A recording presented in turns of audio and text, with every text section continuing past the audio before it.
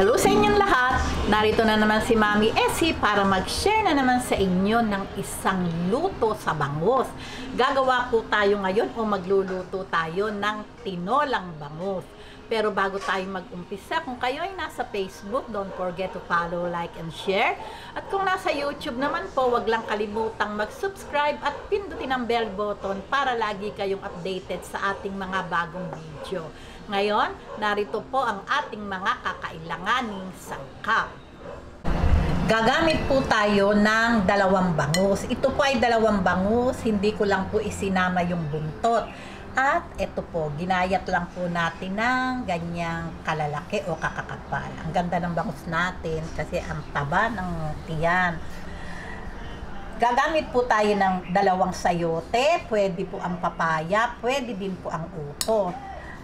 Dahon ng sili,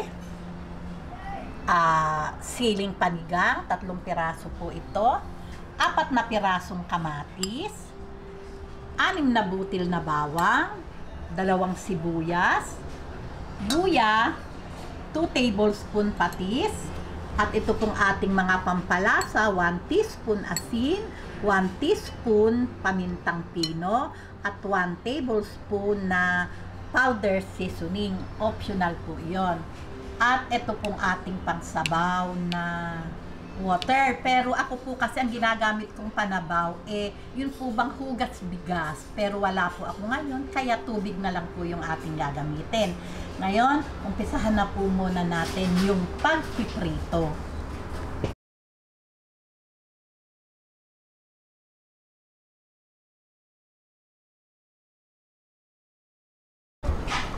Okay, ngayon, mainit na po yung ating mantika. Ayan, at takot na naman tong aking anak dahil siyempre pagpiprito. Ayan, ngayon po, iha-half cook lang po natin tong pagpiprito. Hindi po tutustahin yung pagpiprito. Ipakikita ko po sa inyo kung paano lang yung pagka-half cook ng ating bangus. Ayan, ganito lang kung gagawin nating pagpiprito. Half cook lang po. Ayan.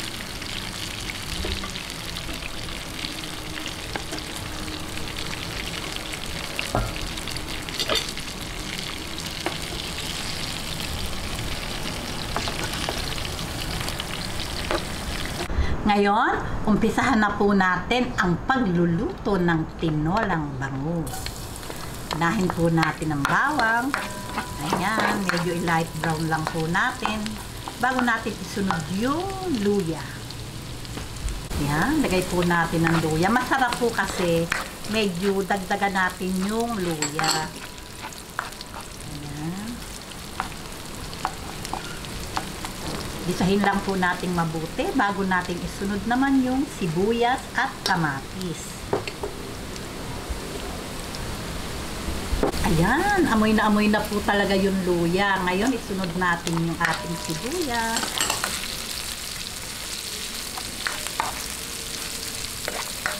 Buhaluin lang po natin. Lagay po natin yung kamatis. Medyo po, mura na po ngayon ng kamatis. Kaya, masarap na pong magluto ng gagamitan natin ng kamatis. Dito po sa amin kasi ay mababa na ang presyo ng kamatis. Ayan. Isahin lang po natin lumambot ng bahagya bago natin ilagay yung bangus.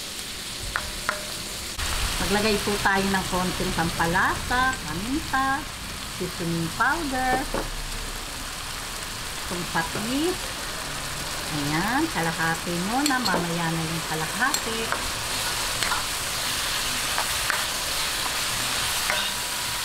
Lagay natin itong panabaw. Ayan. Ito pong pangsabaw ko, naubusan lang talaga ako. Talagang mas gusto kong isasabaw dito yung hugas bigas. Talaga pong, ewan ba, talagang mas malinamnam siya, mas masarap. Pero siyempre ito masarap din. Kaya lang nasanay ako sa yung hugas bigas. Okay, pakuluin lang po natin bago natin ilagay yung ating bangus. Ayan, pagka po ganitong kumukulo na, ilalagay na po natin itong ating bangus. talaga namang napakabango. Isabay na din po natin ang mga gulay kasi ay madaling lumambot rin. Madaling maluto ang bangus. Lagay na po natin itong ating sayote.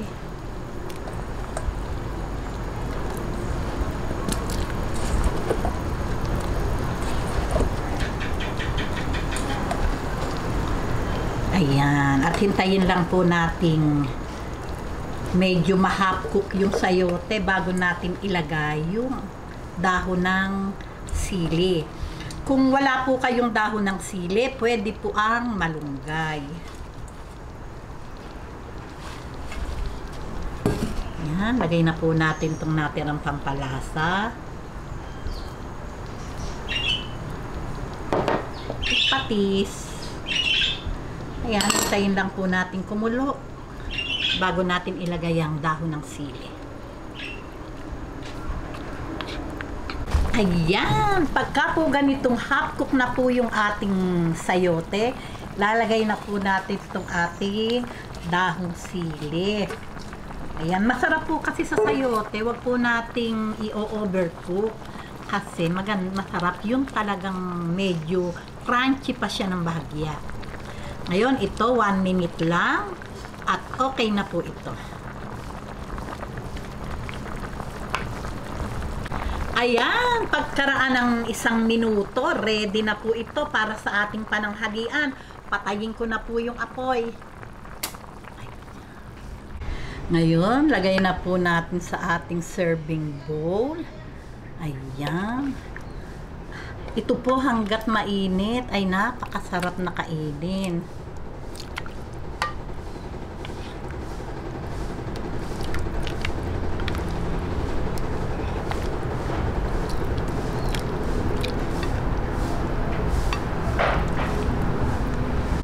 Ayan, ready na po ang ating tinolang bangus para sa ating pananghalian. O di po ba, maiba naman yung luto sa ating bangus. Hindi laging sinigang, yung prito, mga ganyan. Gawin naman po nating tinola at talaga naman po may kakaibang lasa yung sabaw pag hinigop natin. Talaga pong masarap.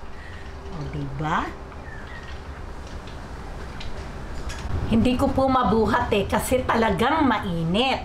Pero kung nagustuhan nyo ang video na to, wag lang kalimutang mag-likes and don't forget to share and subscribe. Babuus!